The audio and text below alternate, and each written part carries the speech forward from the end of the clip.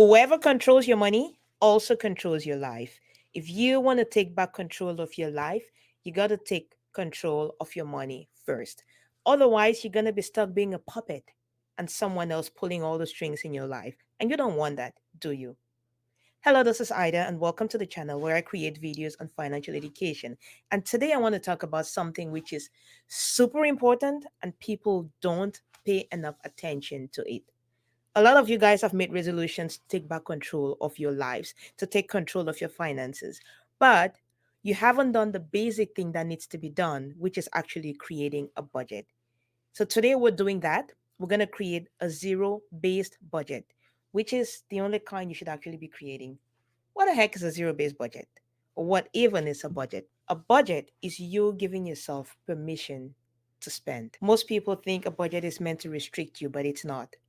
It is actually you making a decision about where you want your money to go before you spend it.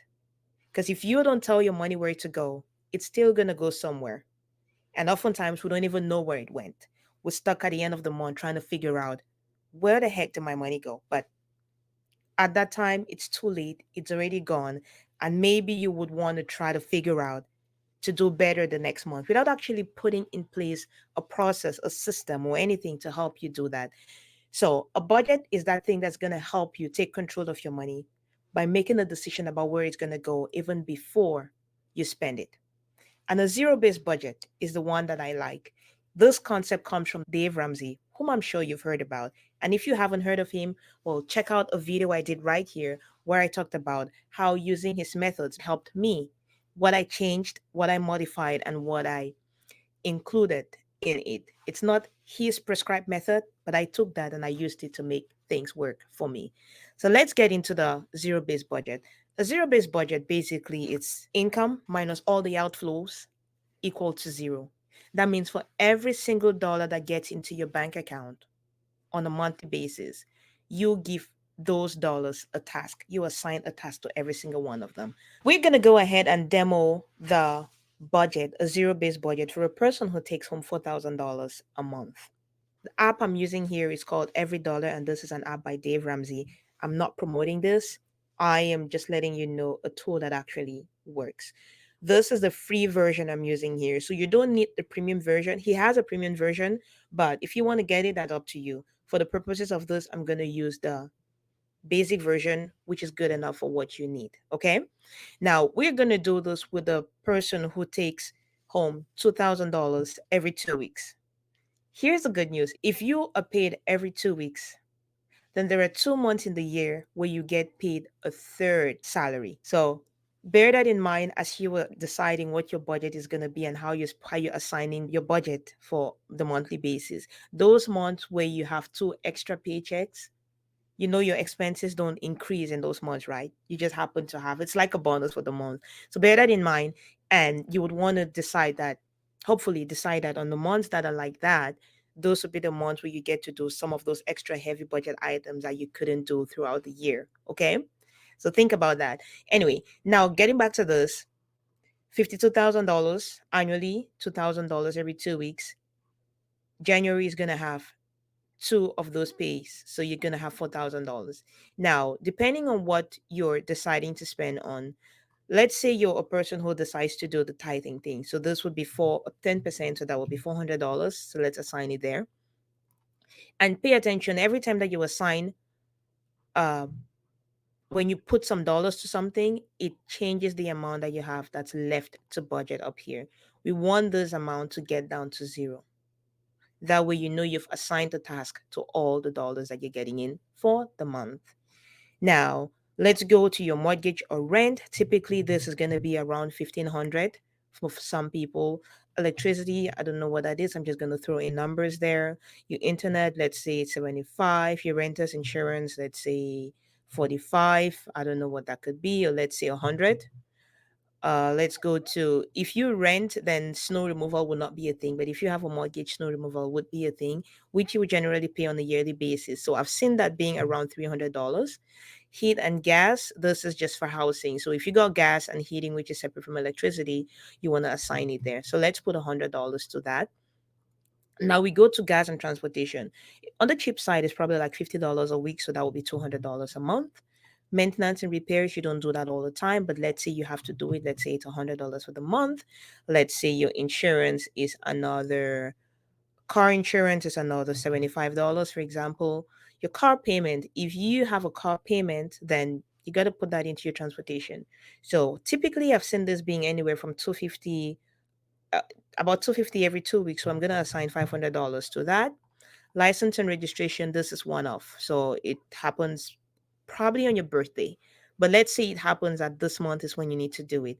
License and registration, depending on what your demerit points or any of that or whatever state you're in is going to be a different amount. So let me just throw in $250 for your license plus the registration in there. We got $300 left to budget and we haven't even put food. Okay. And food, we know, is a big one. So for food, we know that that is probably going to be around $700 for a couple, depending on how you eat. And we are already over the budget. I haven't paid attention to making this very realistic, but I'm just throwing in numbers there because oftentimes this is how we actually live our lives, right? We just spend, spend, spend, use our credit cards, put it on, like, use our credit cards to cover for any expenses and not actually pay attention to the fact that you don't have that money. So this budgeting thing is for you to first create that awareness that there is a problem. And once you know that there is a problem, now it's a matter of how do you go about finding the solutions to your problem that you have, because this is a problem. Now, we've only done housing, we've done transportation, we've done food. We haven't done anything for personal or lifestyle or healthcare or all the other insurances. And these things, if you have them, personal debt, medical bills, any of those.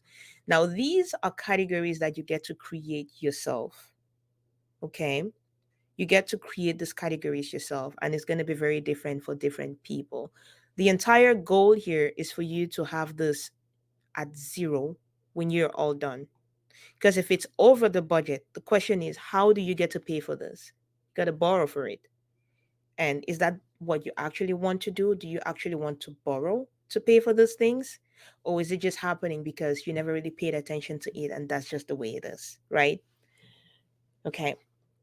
So let's go back and adjust these things. Let's make this a little bit more realistic because we want to only spend the money that we have.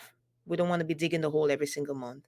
So let's say this is a person who rents and they pay electricity and they pay internet. Most people will not have renters insurance. Most people will not have snow removal. Most people will not have gas. Okay. Heating and gas. But you would have car, you would have maintenance, maybe not on a monthly basis. You would have insurance, you would have your car payments, license and registration. Let's say it's not on a monthly basis. Groceries, it is what it is. If you normally eat out, well, let's put it at how many times do you eat out? One time, two times? Let's say $200 is what you're deciding to spend on eating out. I mean, you only have $250 left. Your phone is probably $50 to $75 on average. I've seen people paying that. And your cosmetics, your dues and subscriptions is actually a big one. And on average, I've seen a lot of people having around $100 for subscription. If you're a single person, we're not thinking about childcare. If you have, I don't know what other thing here, life insurance would be important. Let's put it around $50 if you have like a term life insurance. Now you got $25 left to assign. I don't know what you want to put that to, but we always want to do fun money. So let's put $25 to fun money. And look at this, it's an $every dollar budget, meaning you have assigned a task to all 4,000 of your dollars that you're getting. I know you don't like this because this seems very restrictive, but at least for now, you have created a little bit of an awareness that your money is probably going places you don't want it to go. This little exercise is only to create that awareness. I want you to do this for yourself. Go on over, download the EveryDollar app if you want, or create an Excel sheet if you want, or check the link in the description below, and I'm going to include a link to this EveryDollar budget. Okay. Create one for yourself, assign them according to how you plan to. There are some things that are fixed costs, so not much you can do about changing them immediately. So just assign it there, see what is left, and then you can check out the next video for what to do, how to make this better for yourself.